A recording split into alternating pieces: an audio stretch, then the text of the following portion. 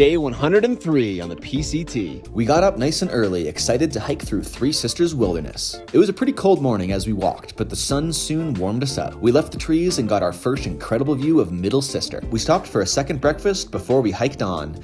It is just so beautiful here in all directions. We were absolutely loving it. 9 miles in, we got to the amazing Obsidian Falls, with water flowing down the moss-covered volcanic obsidian. We marveled at the jaw-dropping landscape as we hiked. Then we crossed Glacier Creek in a meadow filled with wildflowers. We gained altitude and the ground beneath us became loose volcanic rock. After a steep climb, we were rewarded with this view of North Sister. We'll have to come back and climb that someday. We came over a pass and then started to descend back to the trees. We stopped for a lunch break next to a spring where you could literally see the water coming straight out of the ground. That's the good stuff. We hiked another 4 miles across the volcanic rock and it was sunny and exposed, but luckily it was pretty cool and windy at this elevation, so it wasn't too bad. We stopped at Matthew Lake to fill all the way up. It was another 20 miles to the next water source. We kept pushing through a burn zone and then left the trees and started crossing an enormous volcanic rock field that went on as far as the eye could see. It was one of the most unique environments that we've ever hiked across, which was really cool, but the loose rocks were real rough on the ankles. After almost 8 miles, we got back to normal ground and found a place to stop for a snack and to get the rocks out of our shoes. It was getting late and we were exhausted, but we decided to push for another 5 miles or so. And thank God that we did, because we got to see this marmot. The sunset was amazing as we hiked around Mount Washington, and we had done about 30 miles when we finally found a good spot and made camp. Our stove was still broken, so we had to just eat snacks for dinner again,